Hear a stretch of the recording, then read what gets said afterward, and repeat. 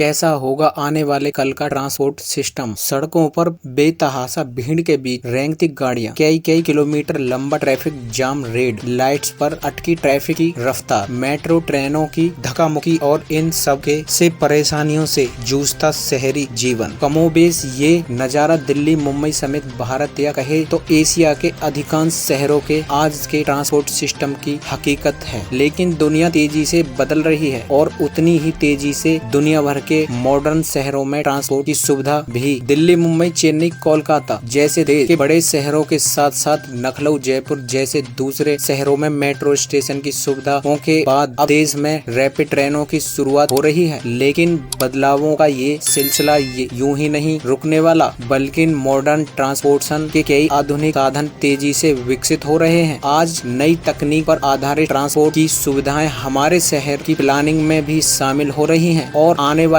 कुछ महीनों या सालों में हमारे जीवन का भी हिस्सा हो सकती हैं। यूपी के नोएडा में देश की पहली पॉन्ड टैक्सी सर्विस की जाएगी। इस प्रोजेक्ट के लिए लंदन और आधुनिक आबू धाबी मॉडल का अध्ययन किया गया है। इसके लिए ग्लोबल टेंडर्स जारी किए जाएंगे। क्यों है ट्रांसपोर्ट सिस्टम में बदलाव? आज दुनिया की आबादी 8 अरब के पार है और 10-20 साल पहले बनी सड़कों या ट्रांसपोर्ट सिस्टम यातायात की जरूरतों को पूरी नहीं कर सकती है। भारत समेत दुनिया के हर देश में तेजी से शहरीकरण बढ़ रहा है। गांव, कस्बे शहर में बदलते जा रहे हैं तो ग्रामीण इलाकों से तेजी से अच्छे जीवन यापन की तलाश में लोग शहरों की ओर पलायन कर रहे हैं और इसी का नतीजा है कि दुनिया भर के शहरों में तेजी से आबादी का बोझ बढ़ता जा रहा है। अगले 2-3 दशकों में दुनिया और खासकर शहरों की डेमोग्राफी तेजी से बदलने वाली है। संयुक्त राष्ट्र के आंकड़ों की माने तो साल 2050 तक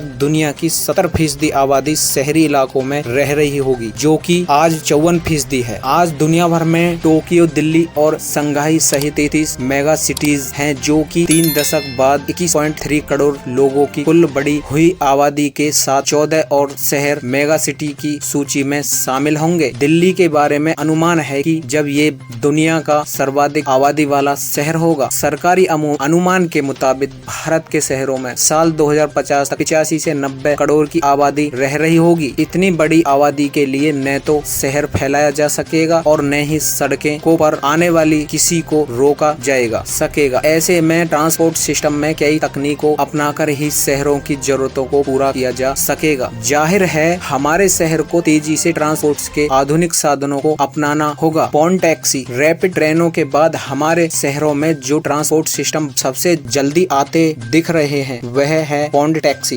भारत में सबसे पहले दिल्ली से सटे नोएडा शहर में पॉन्ड टैक्सी चलाने की योजना है, जो आसपास के इलाकों को एनसीआर में बन रहे जेवर एयरपोर्ट से जोड़ेगी। भारतीय पोर्ट, रेल और रोपवे कॉरपोरेशन लिमिटेड की ओर से तैयार रिपोर्ट्स में कहा गया है कि यह 14.6 किलोमीटर लंबा होगा। नोएडा में शुरू होने वाली पॉन्डी टैक्सी दुनिया के सबसे लंबे रूट वाली पॉन्ड टैक्सी होगी। इसमें 12 स्टेशन होंगे और 37,000 यात्री हर दिन सफर कर रहे होंगे। देश में सबसे पहले pond taxi service Uttar Pradesh के नोएडा में शुरू हुई होगी। नई फिल्म सिटी से जेवर एयरपोर्ट तक इसका संचालन होगा। प्रोजेक्ट में 641.53 करोड़ रुपया खर्च होंगे। डबल ट्रैक वाली पॉन्ड टैक्सी के कॉरिडोर को पूरा करने में 1 साल लगेंगे। प्रोजेक्ट को मार्च 2026 तक पूरा किया जाएगा। क्या होती है पॉन्ड टैक्सी? पॉन्ड टैक्सी वर्तमान में दुनिया के 5 देशों में सफलतापूर्वक चल रही है। लंदन और आबू धाबी की पॉन्ड टैक्सी आने लग्जरिया सुविधाओं के लिए जानी जाती है। पॉन्ड टैक्सी दरअसल एक तरह से इलेक्ट्रॉनिक्स कार की तरह होती है, जो बिना ड्राइवर के चलती है। यह एक कंट्रोल सिस्टम से चलाई जाती है। दरअसल ये छोटी कार की वो सुविधा है जो ऑटोमेटिक चलती है और बहुत ही तेज स्पीड में लोगों को एक जगह से दूसरी जगह पहुंचाती है। कैसे काम करती है ये पॉन्ड टैक्सी? एक पॉन्ड टैक्सी में तकरीबन 8 यात्री बैठ सकते हैं और 13 लोग खड़े होकर यात्रा कर सकते हैं। पॉन्ड टैक्सी के ऑटोमेटिक सिस्टम में कमांड फीड कर दिया जाता है कि उसे कहां पर कब पहुंचाना है और कब रुकना है। सेंसर टेक्नोलॉजी के जरिए यह निश्चित किया जाता है कि एक ही रूट पर जा रही 2 पॉन्ड के बीच में पर्याप्त दूरी हो। क्या फायदा होगा पॉन्ड टैक्सी चलाने से? पॉन्ड टैक्सी का पूरा सिस्टम बिजली पर चलता है, तो प्रदूषण को कंट्रोल करने के साथ साथ सस्ती सेवा मुहैया कराने के लिए लिहाज से भी काफी कारगर है। इसे अपनाने से हमारे शहर में जहां तेज ट्रांसपोर्टेशन संरक्षण संभव हो पाएगा, वहीं यातायात में दुर्घटनाओं को कम करने और प्रदूषण को कंट्रोल करने में भी मदद मिलेगी। दोस्तों, ऐसी ही जानकारी जानने के लिए हमारे चैनल को लाइक करें, शेयर करें, सब्सक्राइब करें। दोस्तों, जय हिंद, जय भारत।